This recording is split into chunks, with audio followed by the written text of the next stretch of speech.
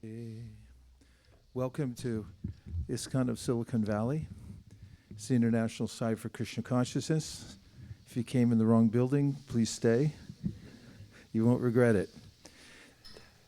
This is an organization founded by His Divine Grace A.C. Bhaktivedanta Swami Prabhupada. A.C. stands for Abhay Charanaravinda, which is the initiated name of the founder, who was initiated by a bona fide spiritual master named Srila Bhaktisiddhanta Saraswati Thakur, who was a child prodigy and who was born into a very spiritual family. The father of Srila Bhaktisiddhanta Saraswati Thakur was Bhaktivinoda Thakur, who was a prolific spiritual writer. He wrote over 100 books. He was also a high court judge, and he wrote thousands of songs, and he literally brought to life the A movement that was started over 500 years ago by the most recent appearance of God in the world, known as Sri Chaitanya Mahaprabhu. And he, Bhaktivinoda Thakur, had a vision that there could be a means that people all over the world could unite under spiritual principles that would be non-sectarian, universal. And he had done much research into various world religions to see where are the common points. And he was part of an intellectual circle in Bengal where several intellectuals were discussing ways in which to unite people under the flag of non-sectarian universal spirituality. Well, in those discussions, in which they borrowed from various traditions, during that time, Srila Bhaktivinoda Thakur became acquainted with the teachings of Sri Chaitanya Mahaprabhu. Sri Chaitanya Mahaprabhu is a name for the incarnation of God I just mentioned. He's mentioned in books like Srimad Bhagavatam that describe the appearance in the present age, and this is how the scriptures talk about the appearance of Vishnu in this world, by describing the time period in which he will appear, his various characteristics and so forth, and the basis of his teachings. And of course, it takes a spiritual scientist to read those and then corroborate that with the appearance. That had been done by great souls who corroborated with the scriptures and identified Sri Chaitanya Mahaprabhu as the predicted incarnation, or avatara, which means one who crosses down from the spiritual position to assist those who are stranded and to help them rise. So Bhaktivinoda Thakur, in his research, came to know of a book called the Sri Chaitanya Charitamrita that was written by Krishnadas Kaviraj Goswami.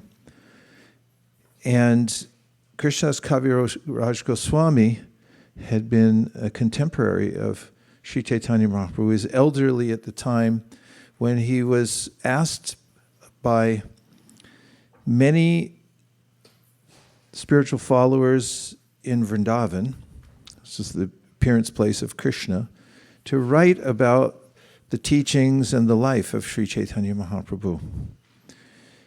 And he wrote this book in 3 parts, the Adi Lila, the Madhya Lila, and the Antya Lila, which refers to the different phases of the life of the appearance and the life of Sri Chaitanya Mahaprabhu after he appeared, the beginning stages in his childhood, his appearance, as an avatar, what he did up till the time when he was an adolescent, after he took sannyas, the middle portion of his life, and then the Anjalila is the ending point. This entire book, the Sri Chaitanya Charitamrita, is written in Bengali and Sanskrit.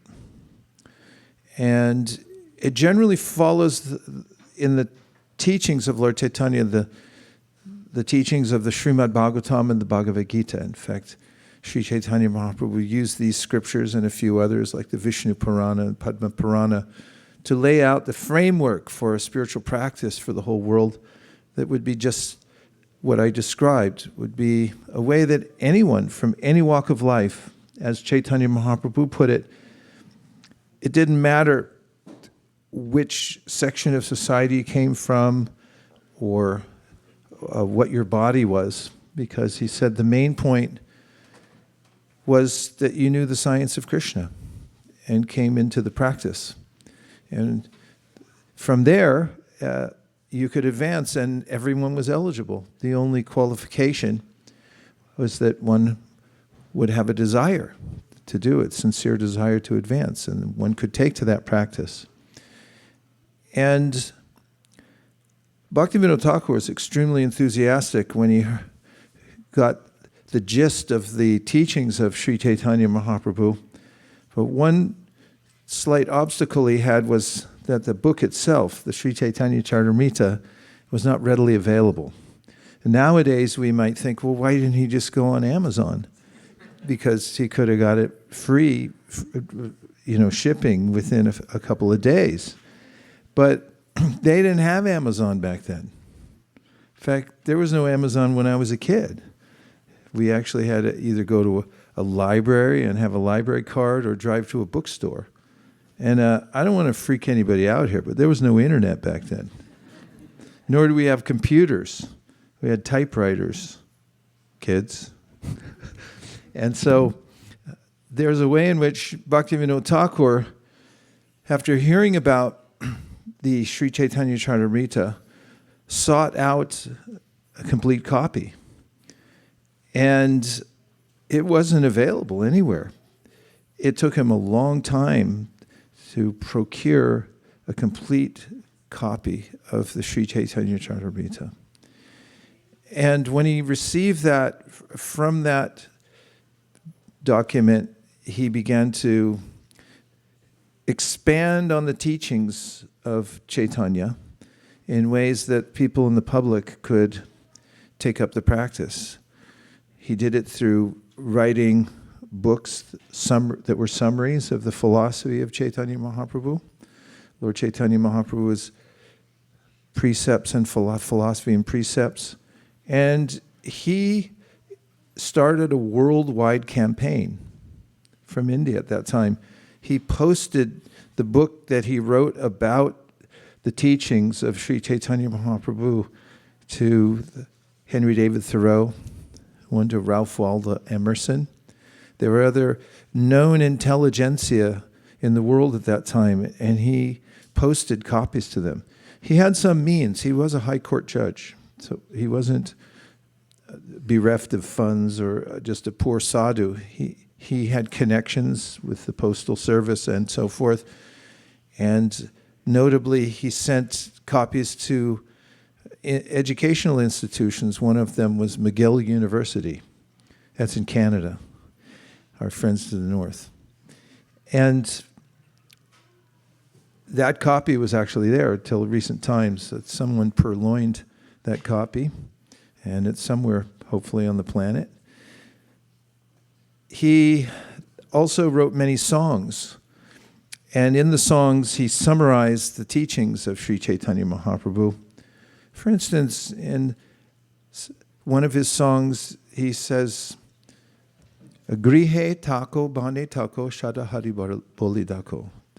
He wrote in many of these songs in Bengali. Practically all of them, I think. And that means Grihe tako bhane tako shada hari boli dako. That it doesn't matter what station of life you're in. if you're engaged in work in the world and you live in a house, you have a family and so forth, as he did. He had a family, sizable family, and he was employed. And so, griha tako, it doesn't matter. Bane tako, bane means the forest.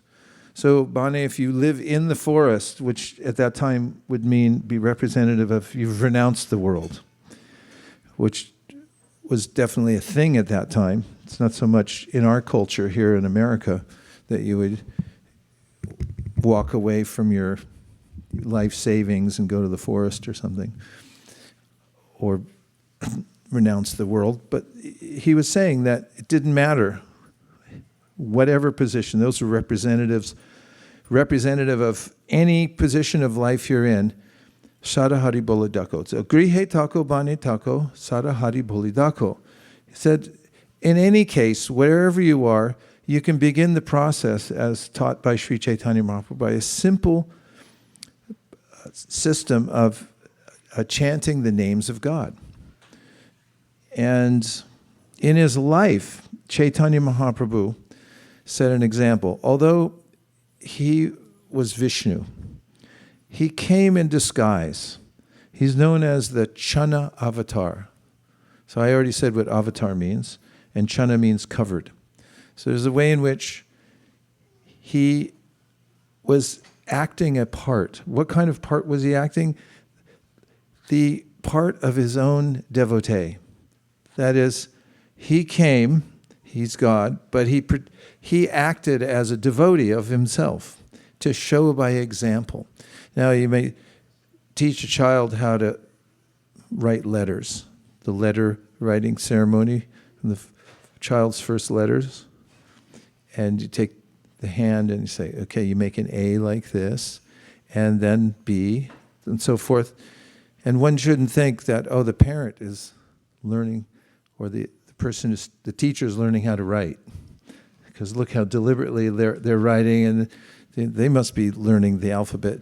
No, they're teaching it to someone else by example, by taking their hand and then showing how to do it.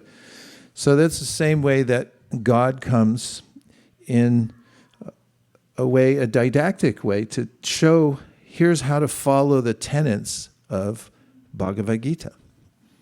Many people have read Bhagavad Gita or have Bhagavad Gita but haven't read it, or have read it but don't really follow it. So Chaitanya Mahaprabhu said, Grihe tako bani tako sadahari boli tako, I'm going to come and show a way that in your practical life you can follow this. And as Bhaktivinoda Thakur pointed out, it doesn't matter where you're starting from. Anybody can do this. And then he said, Sukhe dukkhe bulu nako vanane harinam bolore. So whatever situation of life you're in, and as Krishna says in the Bhagavad Gita, there will be ups and downs in your life. It's quite natural because the environment that we're in is unstable. And we can expect, therefore, that there are going to be shifts in our life that are concerning, and we'll have reversals, apparently, or not apparently, there'll definitely be reversals in our lives. And what to speak of our body, our very bodies will change. You might experience infirmity, you might get old, might happen, right? And so forth. And Krishna talks about this in the Bhagavad Gita. He says that a person who knows the spiritual science and has a steady practice becomes dhira, and that means unaffected by all these changes that are taking place in the unstable environment that we're in. Because he or she understands that I'm not my body, I'm a spiritual being temporarily involved with a lower energy called matter. And all this is very clearly stated in Bhagavad Gita, but how would one practice it? And that's what Sri Chaitanya Mahaprabhu came to show. He acted as a devotee, and he showed here's the ideal life of a devotee. And Bhaktivinoda Thakur was exhilarated to find the entire Sri Chaitanya Charitamrita, which includes Sri Chaitanya Mahaprabhu's very precise, and systematic teachings to his most elevated disciples. For instance, there's a section in the Madhya Lila, the middle section of the Chaitanya Charitamrita, starting around chapter 18, where Sri Chaitanya Mahaprabhu's teachings to Srila Rupa Goswami are all available. And then to Sanatana Goswami. They were brothers, and they were highly placed government officials who left their positions to join Sri Chaitanya Mahaprabhu, both highly learned, and became his ideal disciples. And he spent time with each one of them. And these sessions in which he taught each of them were recorded, not by digital means, but by the old-fashioned way. They were recounted and recorded in diaries that were kept by contemporaries at the time. And those were all reconstituted and made into this book called Sri Chaitanya Charitamrita. So in essence, what you get is the opportunity to hear directly from Sri Chaitanya Mahaprabhu, who's Krishna, acting as his own devotee, but who's acting as a teacher, an acharya, and who gives the system that anybody can follow. That's all there in the Sri Chaitanya Charitamrita. So when Bhaktivinoda Thakur found that, he wanted everyone to know about the teachings of Chaitanya Mahaprabhu, because all of his aspirations to find an authorized spiritual practice that everyone in the world could follow, that's non-sectarian, has nothing to do with which culture you come from or what body type you have. It has to do only with the eternal principle called Sanatana Dharma, that we're all parts and parcels of Krishna, God, and that our true fortune in life comes from our connection with Krishna. And especially in this present age called Kali, that comes from the repetition of the divine names of God. That's the Sadahari Bolidako part of the poem that Bhaktivinoda Thakur wrote, and indicating that if you want success in spiritual life, there's a simple path that's prescribed in the scriptures that says that add the chanting of the names of God to your practice, and that will connect you directly with Krishna just by chanting. So Bhaktivinoda Thakur saw the potential for this to spread all over the world, and that's why he wrote his own summary of the precepts and the philosophy of Sri Chaitanya Mahaprabhu, and he began to disseminate it, sending it out to people all over the world, especially the intelligentsia. He also had a prayer which was, please help me. He was asking Krishna, please send somebody to help me do this. And the way he framed it was, I want, if you don't mind, a ray of Vishnu, meaning, God, send one of your own here, somebody who's a spiritual light who can help me spread this around the world. And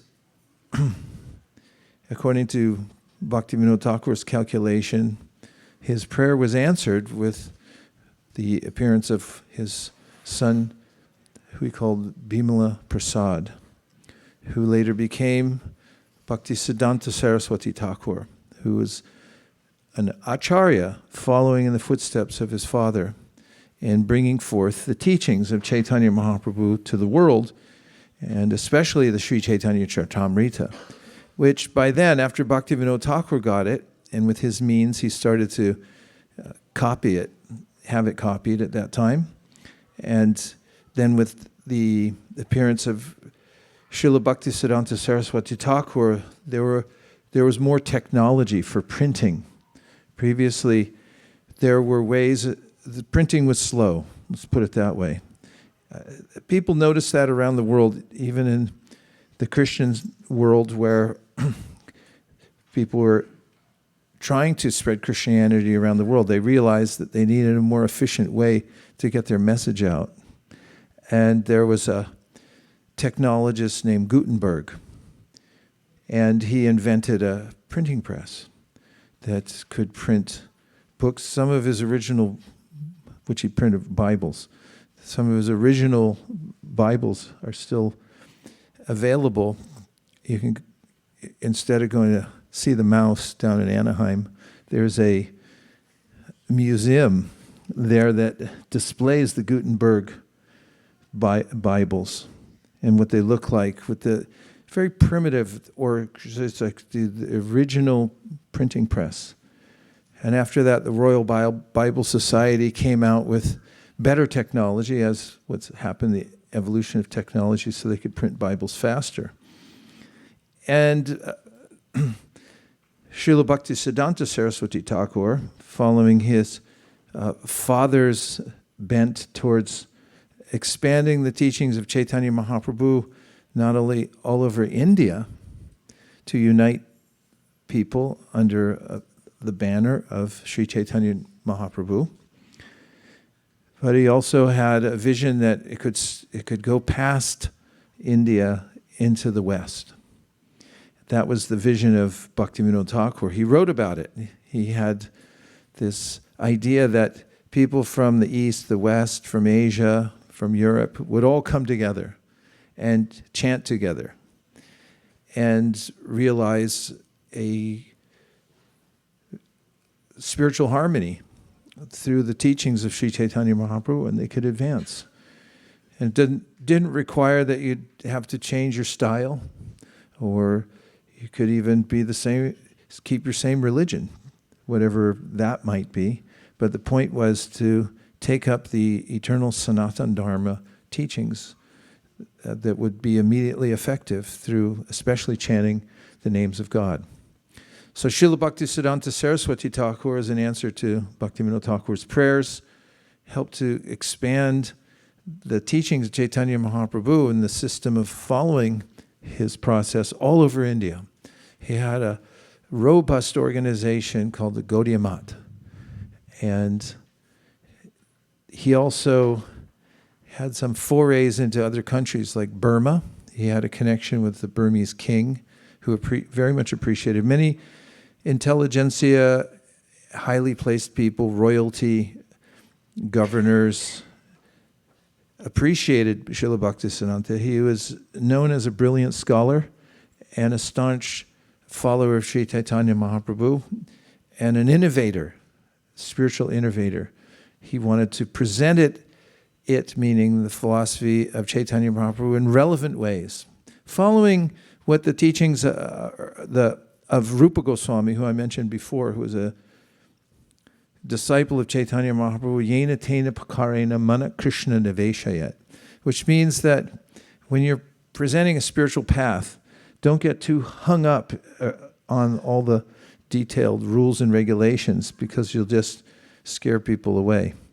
So he said, yena tena pakarena, one way or another, first help them to realize the beauty of seeing Krishna, remembering Krishna, hearing about Krishna.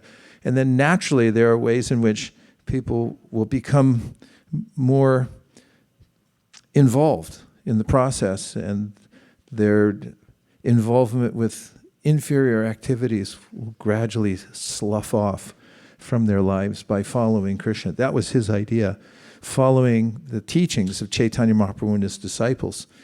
So he innovated in ways that rankled some of the people in India.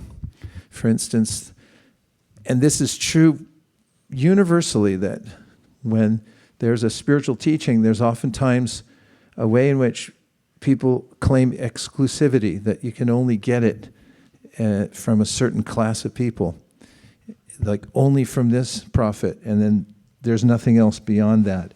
Or there's only a certain class of people who can present it. Everybody else is ineligible,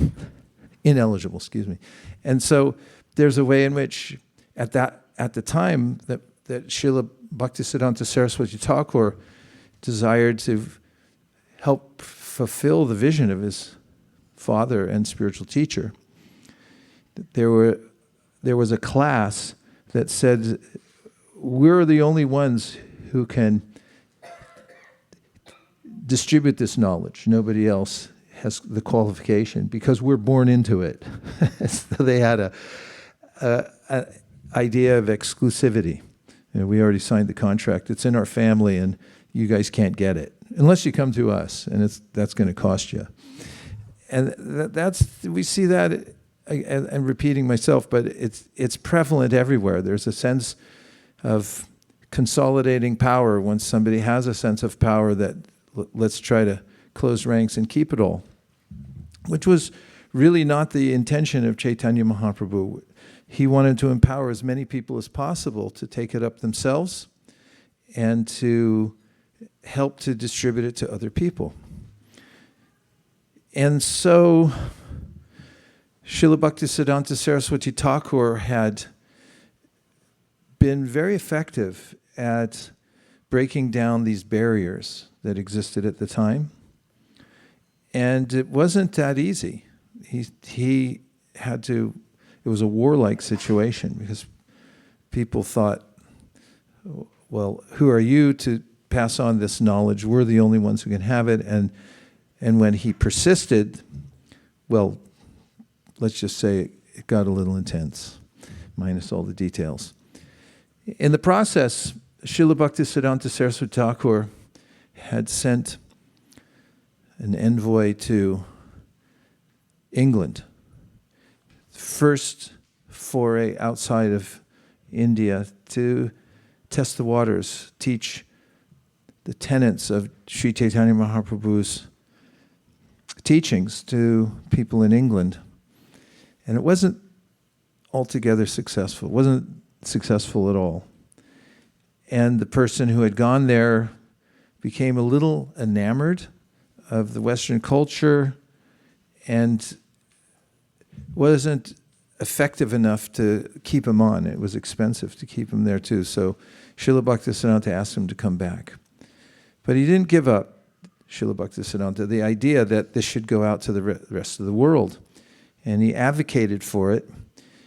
And one of those, amongst many hundreds of followers, disciples, that Srila Bhaktisiddhanta had, was a disciple who was not in the mainstream of his organization at that time, which is mostly renunciates who lived inside monasteries and were attentive to spreading the mission every single day. He had a disciple named Abhay Charanaravinda, who I mentioned before is the founder of this organization, International Society for Krishna Consciousness, who was a family man, and he also had a business. And at the same time, he had a desire in his heart that was incubating, that was given to him by Srila Bhaktisiddhanta, interestingly, the first time they met. As a young man, Abhay, at the time, before he was initiated, came to meet his spiritual master at Ultadunga Junction Road in Calcutta. And at that meeting, Srila Bhaktisiddhanta had noted that he was educated, his English was good, and advanced spiritual practitioners have a way of seeing potential.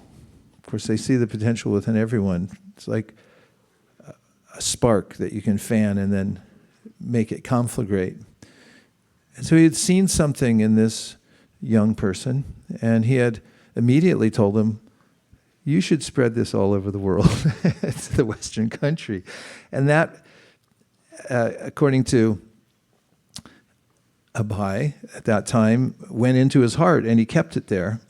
Interestingly, he had gone into business with an idea that he could develop financially and then have the wherewithal to do something like that. He had moved from Calcutta to Allahabad, and there he had set up a business that was successful. And he had, for 5 years at that time, been estranged from his to-be guru, who he had met in Calcutta. But he was still always thinking about him, and that he had met somebody saintly, and that I'd been given a mission, even though it was only a thought, a desire incubating within his heart. And then there was the Kumbh. Anybody go to the Kumbh? Everywhere we went in India, we get in an elevator. Did you go to the Kumbh? No, we didn't make it. We went to Vrindavan, and we went to Mayapur, and we went to Puri, but we didn't go to the Kumbh. In any case, Kumbh's a big deal, as you all know. Everyone's still talking about it. And there was a Kumbh Mela going on at that time, and Srila Bhaktisiddhanta Saraswati Thakur's disciples came there to Allahabad to preach at the Kumbh. And also they had an idea that let's also start a center here. And we have ideas like that here in the Bay Area, right? Yeah. Like Devavrata. And team have just started a new center. We have one in San Francisco, Santa Cruz. It's a great temptation. You see a town and you go like, why don't we just set up a shop there and present Krishna consciousness? And so they were walking around town thinking like, what could we do here in Allahabad? And some people said, oh, the person you want to talk to owns this business down the road there. He's very favorable, extremely pious, and why don't you go talk to him? So they went in his shop, and then he recognized, oh, here are the followers of my spiritual master who've come back now 5 years later.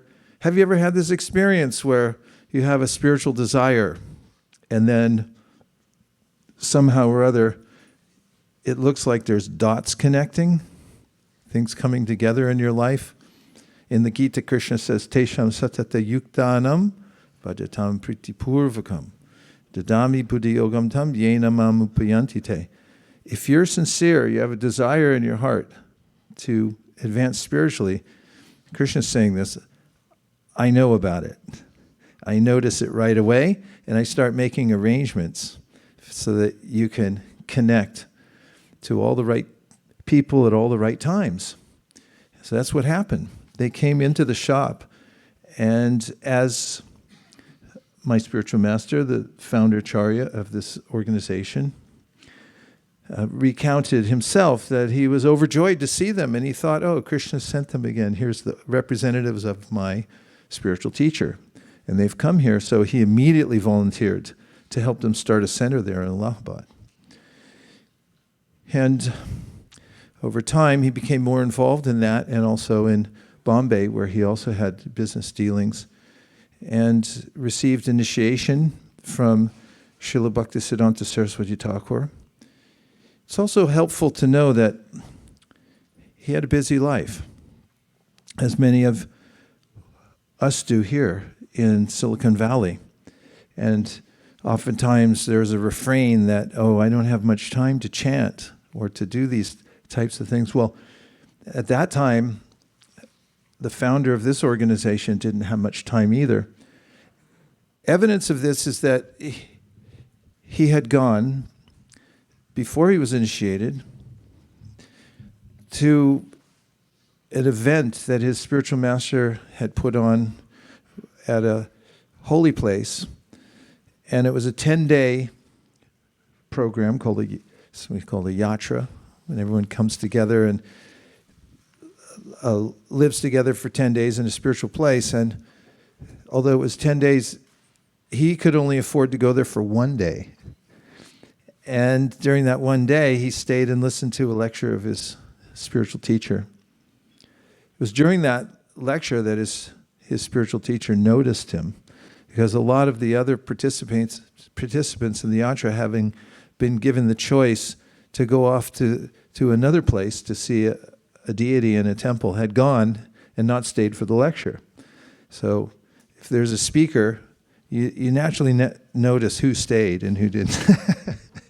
Srila Bhaktisiddhanta noted that, oh, you stayed and listened very carefully. And so as it went, he was initiated by his spiritual master, who remembered him and who also re-encouraged him to take the message of Chaitanya Mahaprabhu and make it available to people all over the world, especially America was really up and coming at that time and was the place to be. And if you thought of America at that time, you say, what's the topmost place in America, the most notable place in America? You would say? Idaho. No, you wouldn't say that. Nothing against Idaho. It's a beautiful place. But you'd say New York City. And so after he had taken initiation from his spiritual master, he thought a lot about how to start an organization that would fulfill this purpose of giving people a chance to take up the practice that Chaitanya Mahaprabhu had started, had showed by his own example hundreds of years ago. And he had written a lot about it, he planned for it. He also retired from his work and he went to Vrindavan. Vrindavan is a spiritual headquarters for those who want to advance on the path of especially bhakti yoga. And he stayed there for 10 years, cultivating Krishna consciousness very deeply, but also writing. And he didn't just stay in Vrindavan, he was back and forth to Delhi and other places in order to publish his magazine that he started, because his spiritual master had told him, as a very specific instruction when he went to see his spiritual master, Srila Bhaktisiddhanta, at Radhakund, which is in Vrindavan, he asked again, what should be my service to you? Because there's so many that live with you in the monastery and they can do personal service for you, and they are doing very direct services. What can I do? I live outside, I have a business, and so forth. And Srila Bhaktisiddhanta said, no, take this around the world. And he specifically said, if you ever get money, print books and make those available to people all over the world. Spiritual books go a long way. Srila Bhaktisiddhanta Saraswati Thakur called the printing press a Brihat Madanga. This, let's hear it. It's called a Madanga.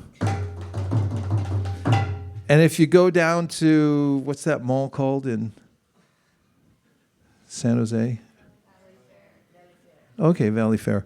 So if you go to Valley Fair and you play that drum and you chant Hare Krishna, which is not a bad idea, and people hear it and they get benefit from the chanting. But Srila Bhaktisiddhanta said if you get a printing press and you take that same vibration, you put it in writing, and then you distribute those books, he called it literary kirtan, then it goes all over the world. In fact, he noted that, well, actually, later on,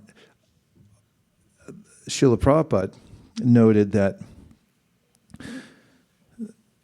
you couldn't take the drum into the White House in Washington, D.C., but there was a case in which some devotees were distributing books in Washington, D.C., and some of the relatives of the president had purchased them and then walked into the White House. So he called it the Brihat, the bigger Madanga. It can go further, go deeper into other places. So A.C. Bhaktivedanta Swami Prabhupada had a business. The business, for various reasons, didn't work out. And by this time, considering all that his lifespan and what he had been through, he was around 70 years old. And he decided, it's now or never. I have to go to America. And so how would he get to America? Well, I was just in Mayapur, got back last week, and there's a new museum there as part of a very large project called the Temple of Vedic Planetarium. Biggest, well, one of the largest spiritual projects, construction projects in the world. There's a new museum there. It's really well done. It's engrossing walking in. They have sound recorded. They have the Prabhupada's letters and artifacts from different periods of his life. And you just stay in there for hours and experience his life's mission. And there we saw receipts for the ticket he had gotten to come to America. And it was on the Scindia Steamship Company. And the receipt had been issued, but then it indicated at the bottom that there was no charge. He happened to have known the owner of the company, a woman named Sumati Murarji, who knew that he was for real. She was also worried about him because at 70, you're going to go to New York. Do you have a credit card? I don't think we had credit cards back there, but he didn't have any. She said, you'll die, even on the ship. It wasn't a luxury liner. We're not talking about, what are those cruises called? Huh? Yeah, we shouldn't even say the name probably. But it wasn't one of those. It was just a little boat. It's really small, actually. There was just a few cabins for the workers. So they gave him a worker's cabin on the boat. And he took that boat ride, came to America, and he brought with him the fruit of his work in Vrindavan, which was he had produced the first canto of Srimad Bhagavatam in 3 volumes. And those books were loaded on the ship as it came around the tip of India, around Colombo, and they put them on the boat. And then they unpacked them at the docks when he got to New York. Other than that, he didn't have any money. And from there, he struck out on his own to talk to people and see what he could do. And one thing led to another. There's a history of this. We were just reading yesterday on Youth Jam the history. It's in the book called the Srila Prabhupada Lilamrita. It's fascinating. And it's fascinating and invigorating. It makes you want to go out and just try stuff and take a risk. Doesn't it? Say yes. Yeah. And so anyway, one thing led to another. And he was able to start the International Society for Krishna Consciousness in New York City. He incorporated it there. And from there, came to San Francisco. And from there to New Mexico, Montreal, and various other places around America. And then it jumped the ocean. It didn't jump the ocean. Some of the followers did. They came to England and introduced it there. Dionete was there in England. And it spread all over the world. Now practically anywhere you go, if you're walking around, like we got on a flight, it was Swiss Airlines. That's what it's called, right? We just got on our flight in Mumbai on Swiss Airways, flying to Zurich. As soon as I got on the plane, they go, Hare Krishna. I mean, they were Swiss people. And I was like, what did I do? They saw my neck beads, Hare Krishna. And anywhere you go in the world, you can go to Timbuktu and walk around and say, Hare Krishna. So he did it. And that's why we're here. Because there's a facility called the International Society for Krishna Consciousness. It's based on the teachings of Sri Chaitanya Charitamrita and Sri Chaitanya Mahaprabhu, and the tenets have been passed down through a tight-knit family of spiritual teachers and followers, kept intact in mood and mission and method, which is not an easy thing to do because there's always diversions and distractions and schisms of all different kinds. So preserving a tradition and passing it down you have to be careful. It's like passing a fruit from top of a tree from one hand to the next so you don't just throw it and break it. So it's a precious commodity, and it is extremely fresh. Let me just start over. It's fresh, it's available, and it is immediately effective for those who take it up. And so we started this center as a branch of the International Society for Krishna Consciousness. There's many branches around the world. So we see on the front of the building, ISKCON, International Society for Krishna Consciousness, and that's where it comes from. So we read the books, the Sri Chaitanya Charitamrita especially. It's one of our main books that everyone keeps in their home.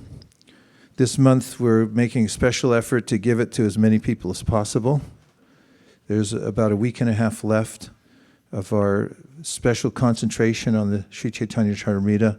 It'll be available after this class. If you don't have a copy, you can pick one up outside in the parking lot on a special table. They're golden. There's nine volumes. You can take it home and read it. And if you don't have time to read it, just take it home anyway. Because one day you'll be sitting there and going, what's in that book? And you say, I have a few minutes, you'll open it, and a couple hours later you look up and go, where am I? It's so engrossing. And it'll definitely change your life. So we recommend that. And also, we have regular programs here. We have programs online, on Zoom calls we do for convenience, so people can join in from their homes and their businesses. We have a program on Monday nights. We have a program on Thursdays. There's a program on Fridays at noon.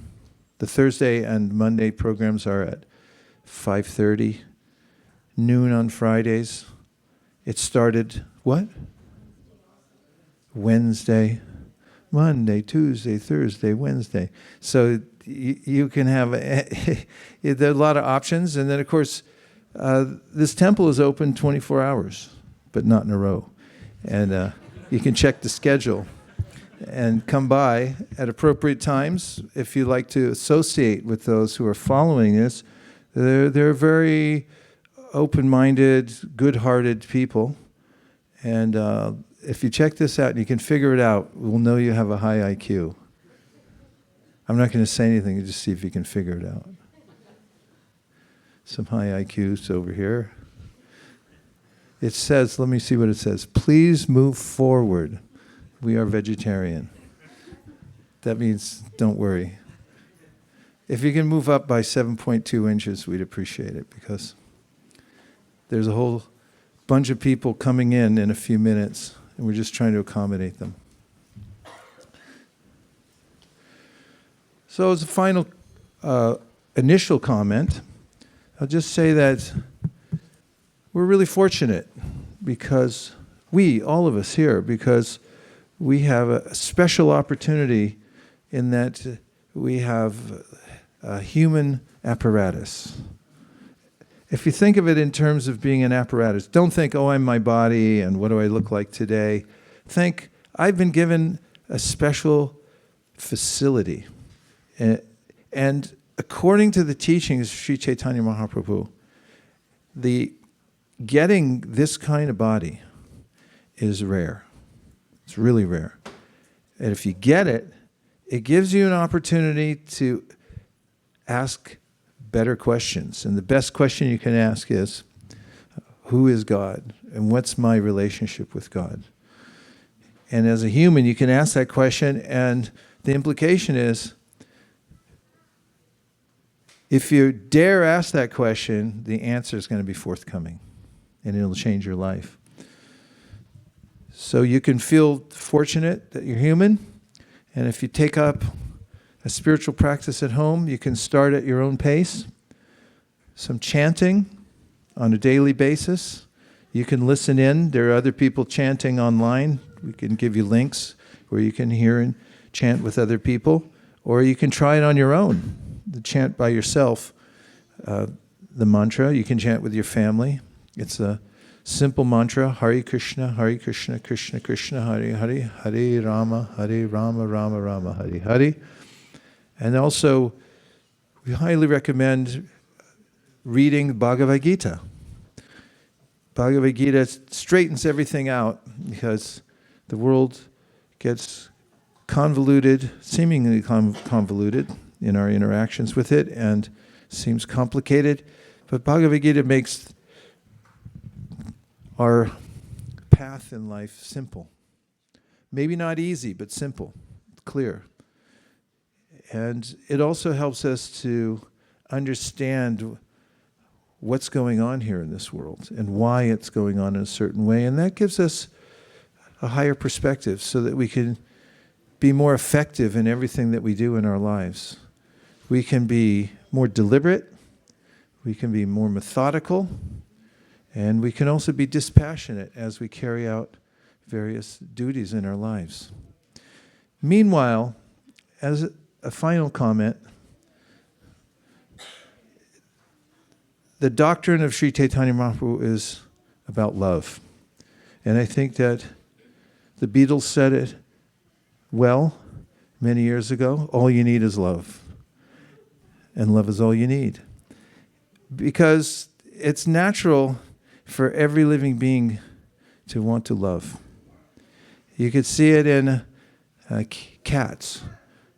If a cat has kittens, and you just pick up one of the kittens, the mother cat will become distraught and want the kitten back right away. And in every species you find there's a way in which the offspring are beloved of the parents, especially the mother. And this is natural, says Sri Chaitanya Mahaprabhu. We have a propensity to love. And when that propensity to love is directed towards and connected to the source of everything, who's personal, who's got a name and a face, and who has an unlimited loving propensity, and that's what Krishna means. If we direct our love towards Krishna through this system called devotional service, then our love is perfectly reciprocated and it expands like a beam of light. When you shine a light into the sky, theoretically it will continue to expand forever. And that's what devotional service is. And that's what really satisfies the soul, is when we have a loving relationship with our original divine source, Krishna. The end. Om Tat Sat. Ijo des. Hare Krishna. And now, let's experiment, since we're all together here, and try to open our hearts with a sense of love for Krishna, the source of all of us and everything else we see in the world. Uh-oh, here comes Sri Gopal. He looks mad, too. You better move up a little more. He's holding the microphone, and I don't think it's to talk into, so I'd move up if I was you. See? I told you. I warned you. I tried to help you out there. Okay. Would you like to chant? Yes. Okay. Nama Om Vishnu Padaya Krishna Preshtaya Bhutale Sri Mate Bhaktivedanta Swami Niti Namine Namaste Saraswate Deve Gauravani Pracharine Nirvishesha Shunyavali Paschadate Jaya Shri Krishna Chaitanya Prabhu Nityananda Shri Advaita Gadadhara Srivasadi Gaura Bhakta. Lots of room on this side. If you want to come over this side, just come through. If you can help the guests who just came in to sit over here. Everyone should have a seat and be comfortable. Hare Krishna, Hare Krishna, Krishna Krishna,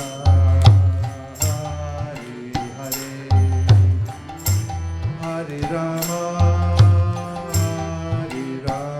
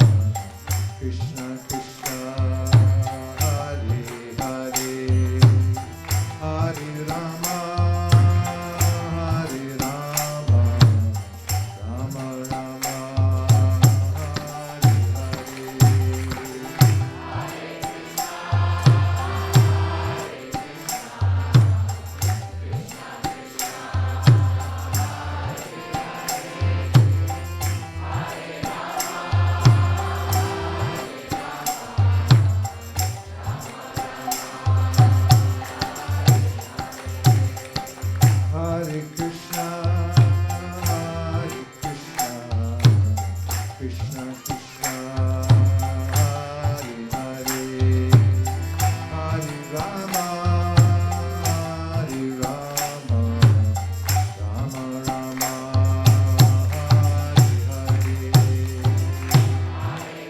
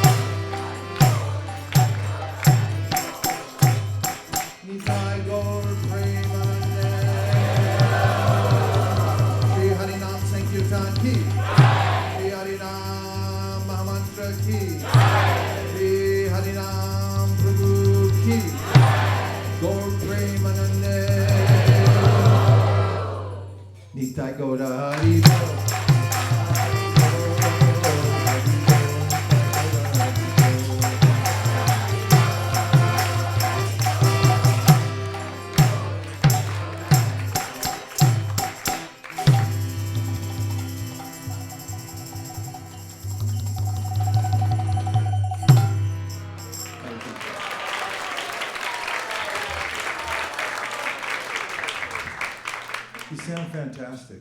I mean, there's no better sound. The acoustics in here are really good. But the combined force of all of you chanting is just overwhelmingly fantastic and pleasing. We had an experience when we were just in India. We were going around Vrindavan to various places, and one day we decided on it was a Friday, we were going to go from Govardhan Hill, where we were all staying, to Ramanreti. It's a beautiful garden area that has lots of sandy playground-like places because Krishna and Balaram and his friends used to play there. Ramanreti means pleasing sands. And we took off early in the morning, but we ran into heavy traffic. Everybody going to Ramanreti at the same time. Big buses, cars, and certain intersections that just stopped.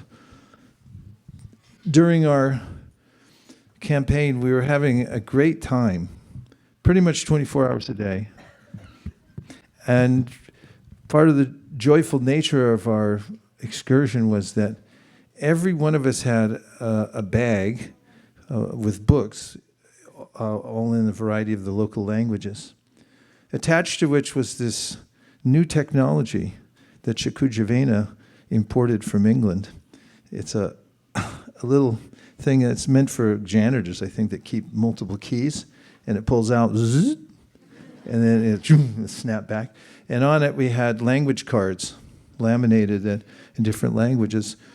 And we also carried with us thousands and thousands of lollipops that were offered to the Lord. And we also had, oh, here it is. Exhibit A. And here are the language cards. This is one in Oriya. Then we have Hindi. Kripaya dhan dijiye. And this one, yeah, see me afterwards. Okay, this one's in Bengali. And so we would give, and we had a sticker of Lord Jagannath, just really nicely done sticker. Oh, by the way, there's also this is for phone pay, in case people want to donate, which a lot of them do, by phone. So everyone on our yatra is equipped with a bag and instructions of how to distribute books without saying a word. In fact, we ask people not to say anything, just go through the motions. And the devotees they were exhilarated by going through the distribution as we'd go around chanting uphill and down dale and into towns and down little streets with this uproarious chanting, just like we were doing now. And people would come out and dance, and shopkeepers would come out, and what's happening? And animals, dogs would say, can we come too? And we were like, everybody can come. Everybody, Lord Chaitanya said. And then we got on buses, and we were going towards Ramaredi, and we just got stuck. So then, what happened then? The devotees just jumped off the bus, and they started distributing books to all the people and stuck in cars and along the roads and everything like that. And then the bus then got unstuck and took off and left many of the devotees behind. But then the other buses saw them distribute books. They said, get on our bus. So they got on their bus, and they sold books to everybody on that other bus. And meanwhile, I had left my dear wife sitting in the car and jumped out, and somehow we got separated. How that happened is still a matter of contention. And I had my beloved and trusty Sudhir Madhava with me, and somehow we commandeered a rickshaw, and we said, if you get us there before the door closes, we had about 10 minutes at the huge gate to Ramaredi. It closes at 12 o'clock. That's how late we were. We were getting there when it was closing, because we were stuck for hours in traffic, but we didn't care. And I got off the rickshaw and ran for the door just as it was closing. And then it went through my mind, Kumbh Mela, stampede, and, am I going to be a pancake in a few minutes?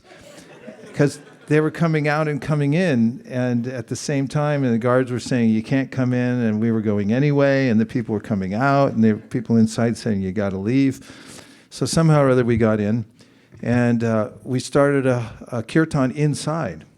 I had a little speaker system and just a tambourine, and just with a tambourine and a little speaker system, and Sudhira passing out lollipops and books and things like, we got a crowd around us. And then pretty soon they told us, no, you really have to leave. So we went out the front gate, but there was a huge crowd out there because everyone was stuck in the traffic. And then it was Kumbh Mela, but outside the gate. So we just started chanting. And more devotees were showing up because they were arriving late, and they got there. And just one tune, Hare Krishna mantra, over and over again. And the people in the crowd went wild. They were coming in dancing, and you could see in their faces that it was alive. It's a live mantra. It's a live connection to the spiritual world. And in that envelopment of the crowd with their ecstasy and the mantra, our minds were going back to Prabhupada in New York City, just sitting in a park and starting the mantra. One simple tune, and over again, and pretty soon the people were dancing, and pretty soon they were smiling, and then their lives were brightened by the process of chanting Hare Krishna. It's not an intellectual adjustment of the mind. It's a direct connection to God through sound. And so these experiences that we have are very important. Otherwise, life is it's a drudgery to try to pull through life with the ego always nipping at our heels.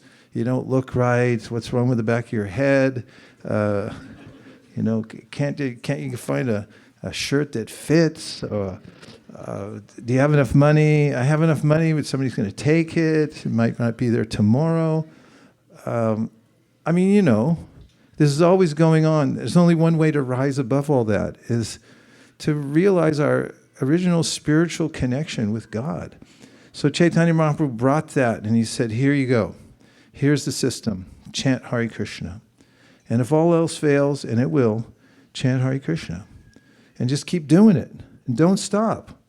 Don't stop for anything. You have the right and permission from God himself to do this 24 hours a day if you so choose. Nobody else can tell you otherwise. So we invite everybody to come and join this great mission to spread the chanting of the names of God, whatever names. You don't have to chant Hare Krishna. You can chant other names of God. If you're in a different culture, main thing is connect to God through his names. And we invite everyone here who lives in Silicon Valley would like to help the mission. We're all volunteers here, highly professional people as part of the core of this organization for years and years and years, who just give all their time and resources and help to expand the mission, and it's fulfilling. There's lots and lots of services. There's cooking, there's cleaning, there's making garlands, there's artwork, there's music, there's administration. If you are into tech, there's not that many people here that are, but if you happen to be in tech of some kind, there's all kinds of technological infrastructure that needs tending so that we have the wherewithal to expand the message to as many people as possible. And our organization has grown. We started in a little tiny house on New Jersey Avenue. It's still there. Hans Priya went over and visited it the other day. They kicked us out of there because they told us it wasn't a church, because it was a house. And we had lots of cars showing up and people coming in, and our deities were in the living room there. And we moved to a storefront. And then the landlord there told us, you know, this is also not a church. Because on holy days like Janmashtami, when hundreds of people came and the little strip mall was overwhelmed, he thought it was time for us to go. Anyway, we have a long history here, but I could say that there hasn't been a moment in this community here where we haven't been blissfully engaged and happy. And it didn't matter when we were so poor. You want to hear how poor we were? When we started, we didn't have any money, but we didn't care because we had the Hare Krishna mantra, and we had the books that our spiritual master passed down to us, and we had each other. And that's what we're going on with here. And we're going to stick with it because the world needs it. They need a little reprieve from the onslaught of breaking news that just breaks your brain and breaks your heart and makes you think, like, why are people just at each other all the time? Just try to be kind and be generous. And that's what's all there in the mantra. And if you chant it so other people can hear it, then it improves their lives. It's the best way to help people anywhere, is to help spiritualize their lives. And a community, do we have problems, differences of opinion? Of course. Wherever there's humans, there's going to be some kind of rub. But that is something that's natural because we're all individuals. But when everyone feels that they have a higher cause to work for, it's natural that we can rise above any differences and work together. And that is a great victory in one's life, to be able to work together with others for a common cause. And that's what community means. So anyone who's not part of the community, doesn't have service here, very welcome to join. You can start with simple things, or you can just attend the classes. That's also service. Start chanting at home. Read the Bhagavad Gita. And by the way, get a set of Sri Chaitanya Charitamritas today. If you don't have one, out in the parking lot right afterwards, we'll have an array of Sri Chaitanya Charitamritas. Take one home.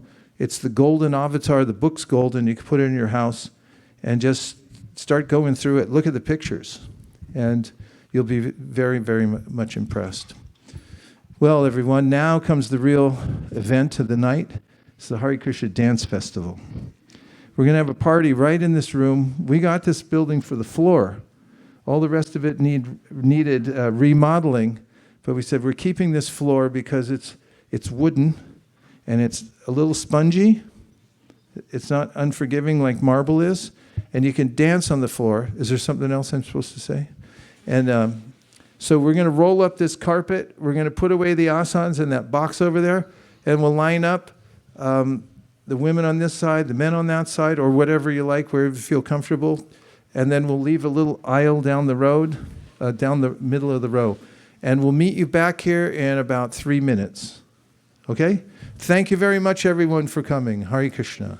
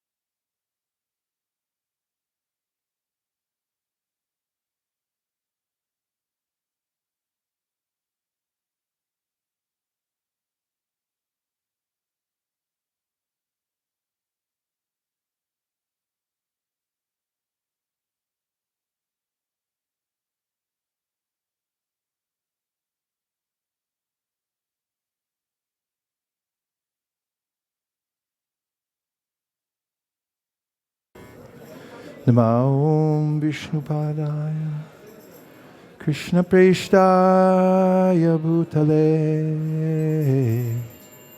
Srimate Bhaktivedanta Swami Nityanamine Namaste Saraswati Gauravani Prachayane Shundravani Paschatavesha. Actually, that one has its own preamble, right? Nama Om Vishnu Padaya Krishna Tishtaya Bhutale Srimate Bhaktivedanta Swami Nityanamine Namaste Saraswati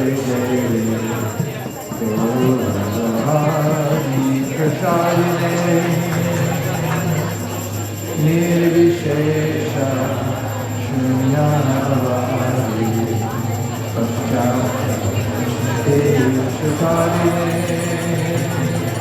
Jaya Shri Krishna Chaitanya Prabhu Nityananda Shri Advaita Rama Shivasari Gaura Bhaktavrinda Shri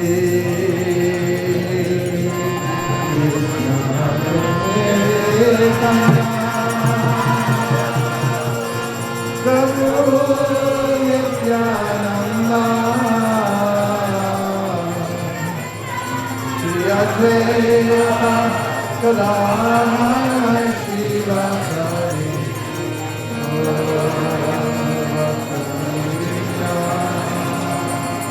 Jaya Shri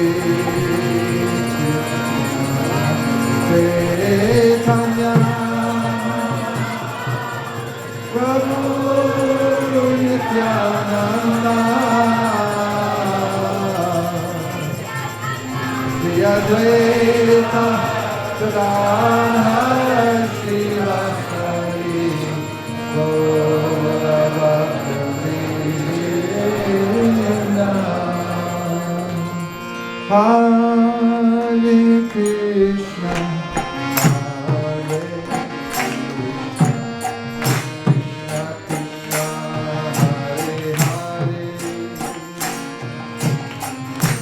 Hare Hare Rama, Hare Rama, Rama Rama,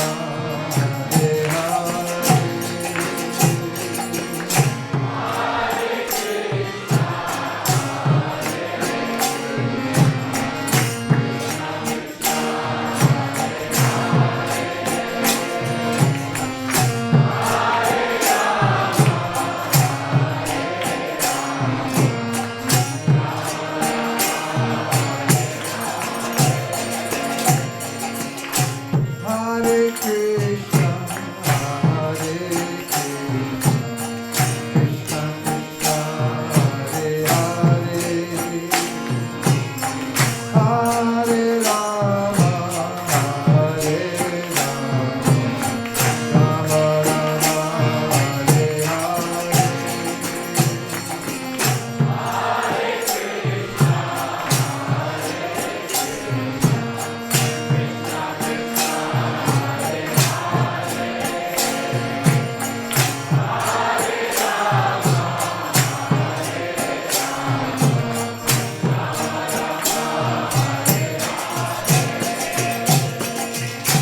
Hare Krishna, Hare Krishna, Krishna Krishna, Hare Hare,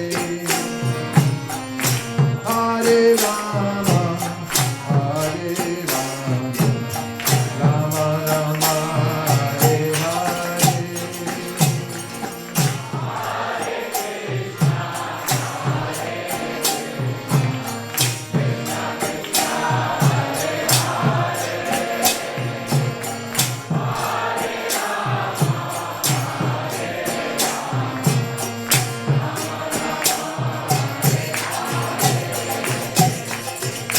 Hare Krishna, Hare Krishna, Krishna Krishna, Hare Hare,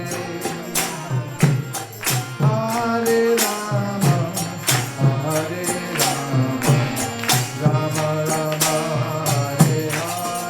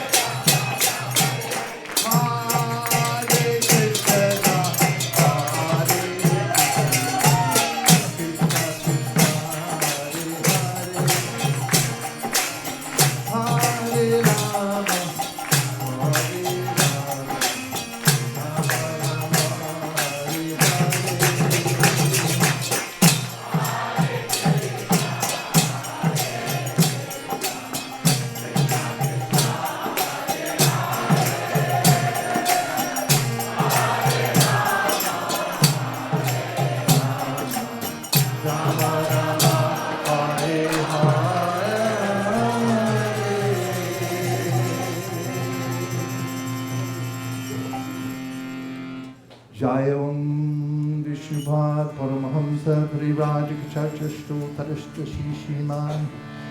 His Divine Grace A.C. Bhaktivedanta Sai Maharaj Srila Prabhupada Ki Jai. Jayam Vishnupat Paramahamsa Parivajikachachashtu Tarashta Shishiman. Srila Bhakti Siddhanta Saraswati Gosai Maharaj Ki Jai. Ananta Kodi Vaishnavi Ki Jai. Namacharya Srila Haridas Thakur Ki Jai. Prem Jagaho Shri Krishna Chaitanya Prabhu Nityananda Shri Advaita Gadadhara Sri Gaur Bhakti Ki Jai. Sri Sri Radha Krishna Gokopinath Shyam Kund Radha Kund Giri Govardhan Ki Jai. Sri Vrindavan Dham Ki Jai. Sri Mayapur Navadip Dham Ki Jai. Sri Jagannath Puri Dham Ki Jai. Tulsi Devi Bhakti Devi Ki Jai. Tumna Devi Ganga Devi Ki Jai. Samaveta Bhakti Vrinda Ki Jai. All glorious to the assembled devotees. All glorious to the assembled devotees. All glorious to the assembled devotees. Gaur Premanandi Hari Bol.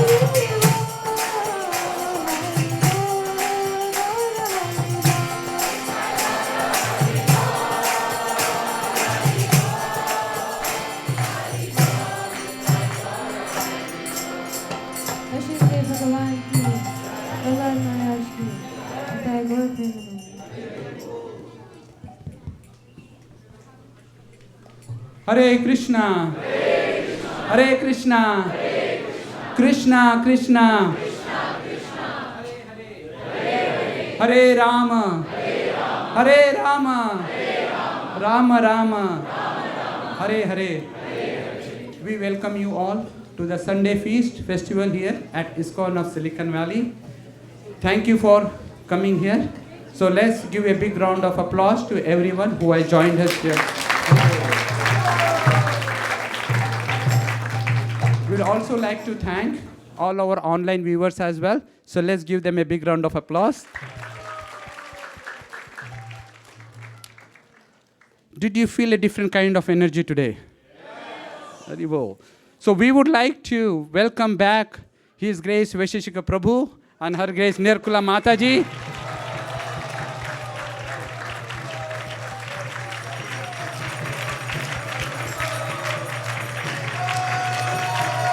Haribo.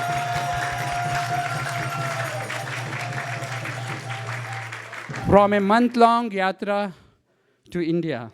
Hare Krishna. We'll also like to take this opportunity to thank His Grace Vaisesika Prabhu for bringing us the Krishna Katha for tonight and also leading an ecstatic arti. Hari Hari Haribo. We'll also like to thank Bhaktin Anushri for leading a Narsimha Arti. Haribo. Last not but the least, we would like to thank His Grace Charunimai Prabhu for bringing the broadcasting of this program. Haribo! So anyone who is coming here for the first time, thank you. You too, thank you. Thank you, we welcome you here at ISKCON of Silicon Valley. If you have any questions or if we could be of any assistance, please reach out to me. My name is Sri Gopal Das or Hanspriya Mataji right there. We would be happy to assist you in any way we can. Hare Krishna. So we have a couple of announcements today. Before we go to sponsorship, we'll just announce the announcements. And it is from our youth. So I would like to invite Brajaras Bhavana Prabhu for the first announcement from the youth. Hare Krishna. Hare Krishna. So as we know, just a couple months ago, we had the Youth Yatra, the Global Youth Yatra, and we went this time to the GV, which was near Mumbai, and then we went to Kolkata to visit Srila Prabhupada's birthplace and his pastime places, and then we went to Sridham Mayapur. Now this year, we're doing something different, something that's never happened before for a Youth Yatra. We're going to South India. And we'll be traveling to many different places where Sri Chaitanya Mahaprabhu has been. And so there's this quick video that we have that just shows where we're going and what it's going to be about.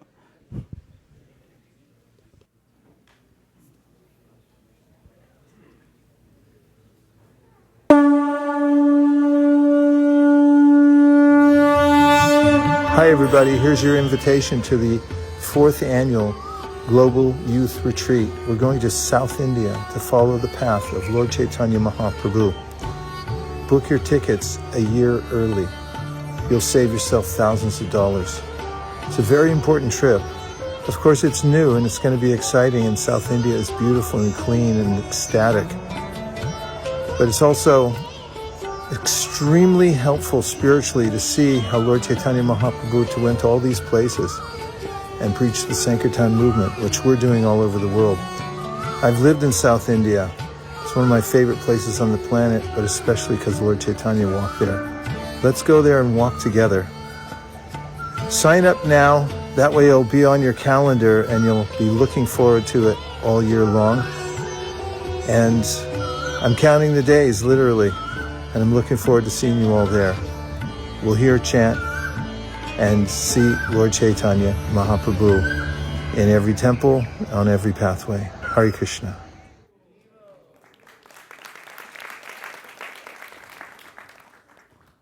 I just talked. Well, it's always a success because wherever we go, we hear and chant together. And the Youth Yatra has been transformative for many who have come. We invite ages 14 to 25. And we have time to hear and chant in the morning, have a morning program. It's like living in an ashram. Not everyone gets an opportunity to live in an ashram, have an immersive experience. And we try to keep our yatras a little bit smaller in size so that everyone has a chance to get to know one another. So it's not one of those yatras where there are huge pandals that you live in and then travel. Those are nice too. But this is a special kind so young people get to know one another. They also get a taste for going to these holy places. And as I mentioned in the film, I lived in South India for many months. Not contiguously, I had 3 months at a time. I did for several years. And I followed these pathways that Lord Chaitanya Mahaprabhu traversed when he was going here and there. And it has special flavor in South India. After I committed to this, going to South India, I have to admit I felt a little guilty for a while because I'm really attached to being in Puri, Vrindavan, and Mayapur. But Lord Chaitanya went, so heck, we can too. And it'll be really nice. It's definitely a change of pace. And last year, some waited to the last minute to buy their tickets, and then it made it more complicated. It may seem like a year's a long way off, but it's not. As soon as you commit to it and buy your ticket, it comes within a few seconds, seemingly. So it's advice coming down from the organizers of the festival is don't hesitate. Like today, tomorrow, the next day, or the days that you should probably act so that you don't get locked out and the prices go sky high. Get a good seat now, because traveling there and back is not so easy. So if you add a high price to it, it's insult to injury. And we look forward to seeing you all there. We'll distribute books in South India. We better get books in Tamil and Telugu and Malayalam. What else? Kannada. Yeah. Can we get those? Yes. Then no problem. And we'll need the language cards too. See how it goes in South India. Thanks, Brajaraj Bhavana, for announcing this and for taking leadership. Are you coming? I hope so. Thank you, Okay. Maharaj, for explaining all that. And it's going to be a wonderful trip. The registration slots are filling up very quickly. And Divyanam Prabhu, the organizer, has encouraged everyone from ISV to register as soon as possible so that we don't miss anyone. And this brochure, along with more information, will be sent out. And if you want to register, you can talk to me, or you can see the email in your inbox. Or you can go to inneryogaretreats.com. Hare Krishna. Hare Krishna. So we are all below 25, right? Okay. So now we'd like to invite His Grace Bhagavad Pran Prabhu for another youth announcement. Yeah. Haribol. Hare Krishna, everyone. As you may or may not know, we've been having a weekly Harinam every week for the past 3 weeks. We have an especially special opportunity this upcoming week for we're doing a spring kirtan in the park on this upcoming Saturday, March 8th, from 3 to 6 p.m. in Dolores Park, San Francisco. We'll be led by Janavi Harrison, and a lot of other devotees are coming also. We're doing a big collab with Bhakti SF and the amazing devotees there, so please mark it on your calendars and come if you can. Hare Krishna.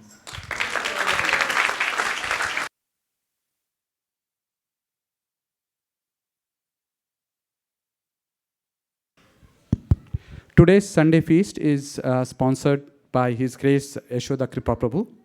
Prabhuji, please come. If you like. Okay, thank you.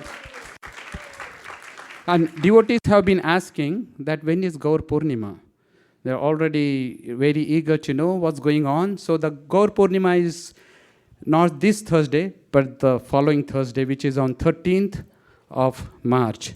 And that's the same day, if devotees, some newcomers, they're asking, do you do anything for the Holi? No? What do we say? Yes. So we do celebrate Holi, right? So please invite all your friends, relatives, and anyone that you meet. We will be gonna have a very, very exciting festival here at ISKCON of Silicon Valley. Thank you. Hare Krishna. So now Radhika will announce the cooks for tonight feast.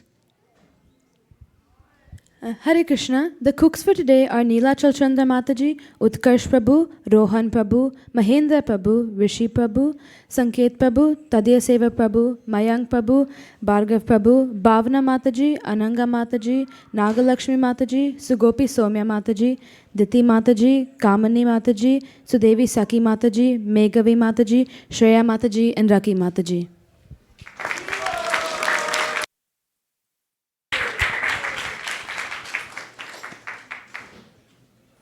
So if there are no more announcements, we can go to Prasad Sevaya prayers.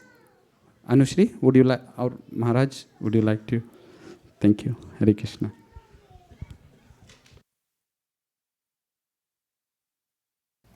I mentioned Bhaktivinoda Thakur earlier. He wrote these in Bengali. And the essence of this prayer is that Krishna is very kind in helping us to advance in devotional service. He gives us his prasad, food offered to him and thus infused with his qualities. When we take prasad, then the tongue becomes controlled.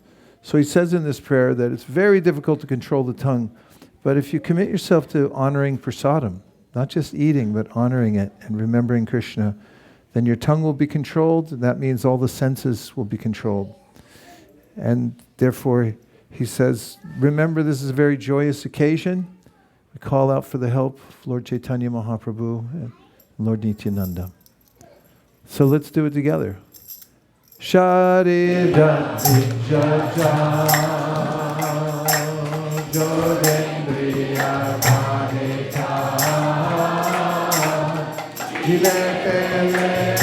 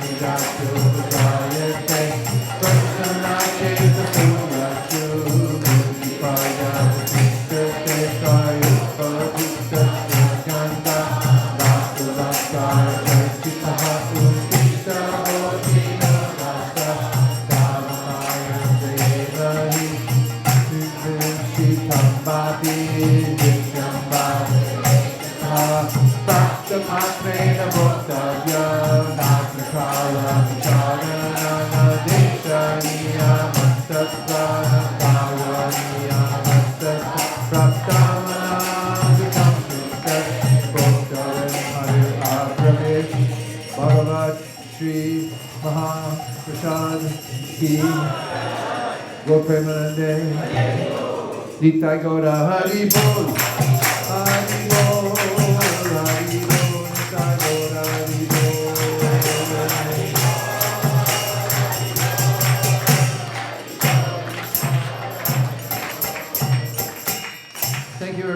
prasadam will be served in the picnic area. Go straight out the store, take a sharp right, and go straight ahead. You'll run right into it.